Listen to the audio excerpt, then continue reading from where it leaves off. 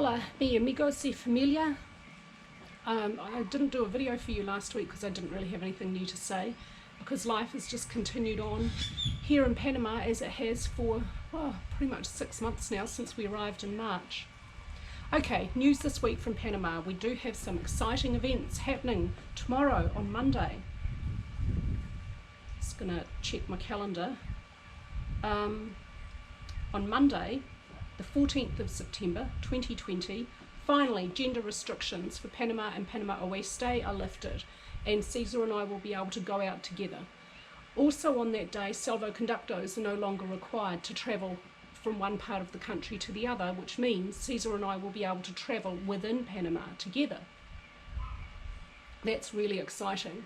So the situation for the longest time has been this. In Panama and Panama Oeste, so that's the city of Panama, Panama City, and the western areas to the west of Panama City. In this area, I think possibly at least a third, maybe even half of the population of the whole country lives. So a really large portion of the population have been under one of the world's strictest quarantines for pretty much 6 months. The genders have been separated by day as to which day they're allowed to go out of home. We are only allowed to go to the supermarket, the pharmacy, or the hardware store. Those are pretty much the only places that are open. Some restaurants and fast food places are open for at door. Like, you can't go inside, you go up to the door, you can order, or they'll deliver to your home.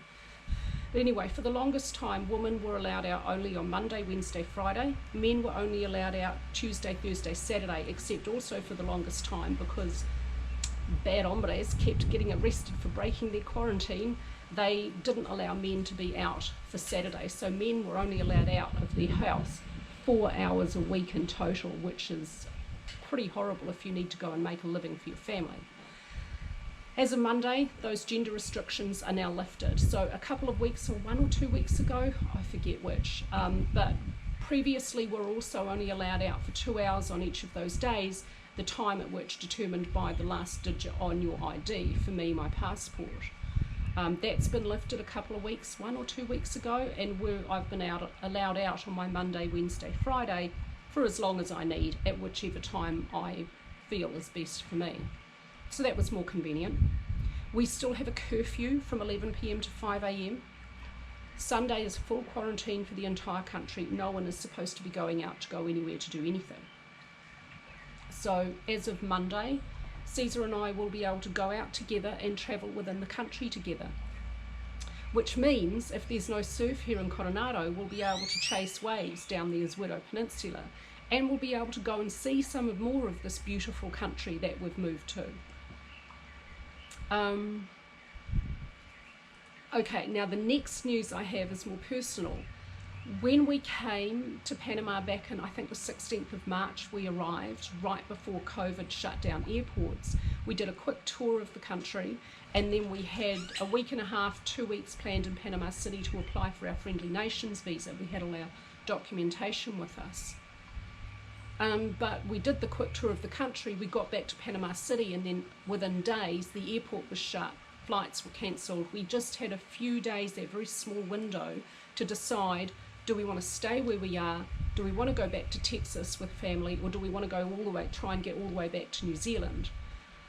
We judged at that time the risk of the travel with the number of airports and hotels and taxi rides required would expose ourselves to the potential of catching the virus, and we didn't want to do that. We stayed exactly where we were, and I'm really glad we did.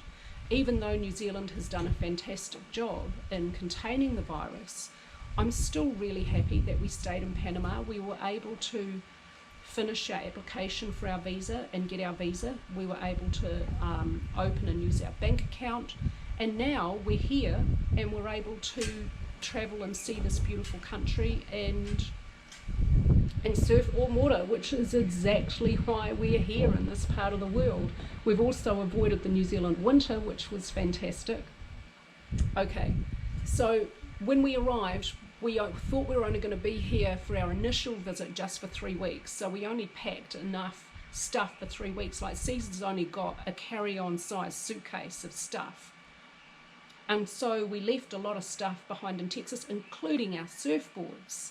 So even if the beach is open, well, they will open in a couple of weeks, I won't be able to surf without a surfboard. Okay, so we have found surfboards we can hire here in Coronado, a little place called San Carlos. My father-in-law runs a shipping business from Texas to Colombia, and he can arrange to have my surfboard shipped to me, but the cost of having my surfboard shipped to me is a little bit more than having an absolutely brand new one made for me here in Panama, which is only a little bit more than buying a second-hand longboard. They seem to hold their value quite well. They do tend to hold their value well worldwide. So the upshot of that all is we found a shaper in Bocas del Toro here in Panama who had a blank that he could use to make a surfboard that will be as close as he can get it to the dimensions of my surfboard I left behind in Texas, the Whale.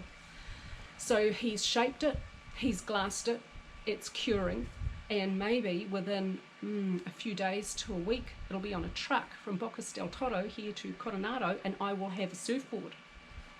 If it turns up before, let's see what date, the 28th of September, so if it turns up in just a week or so, then I will only have a small window of opportunity of maybe a week in which I could possibly be arrested for surfing, which I still almost want to, look, okay, I kind of want to do, but it's okay, Auntie, I'm not going to be arrested and put in a Panamanian jail. If they do catch me out surfing where and when I shouldn't be surfing, I'm only going to get a fine, which I will then frame and put on my wall, because it just feels like a once-in-a-lifetime opportunity not to be missed. I don't know, we'll see. I mean, it totally depends on if the board gets here in time and are there waves, and if there's waves and I've got a board, I'm going to go surfing. Once we have the surfboards, one for each of us, our next plan is to take a visit down to the Oeste Peninsula, now that we're able to travel within the country, and we want to go and check out a place called Playa Venao. I will put a map of Panama here in the video, and I'll put a little big red arrow to around about where Playa Venao is on the bottom of that big rectangular peninsula. That's the Oeste Peninsula. So it takes about 4 hours to drive from where we are down there. So we're looking to have our first reconnaissance just a weekend. If the internet connection down there is okay, then we can spend some more time down there, go and have maybe a couple of weeks.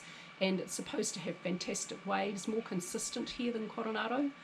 So I think we'll probably be having trips down there here from time to time. Yeah, things are starting to open up in Panama. We're going to be able to move around a little bit soon, and I hope that this channel will return to a surfing channel. I'll still have a chat with you once a week if I have anything to say, but it's going to mostly go back to surfing, and I'm hopefully going to be able to show you more of this beautiful country in coming weeks. I'm going to leave you with this week's cocktail. I'm going to keep it really simple, and I'm going to keep it relatively local. I'm going to give you a classic margarita, the way I do it. That's all from me this week. Ciao. Okay, this is how I make a margarita. It's not perfectly following the approved recipe, but this is how I prefer it.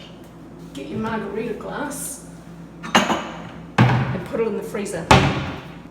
So I'm going to start out with some fresh lime. Put a bunch of ice in your shaker, so it's about half full. Okay, I'm going to give it 1 ounce of Cointreau, and you can also use Grand Marnier.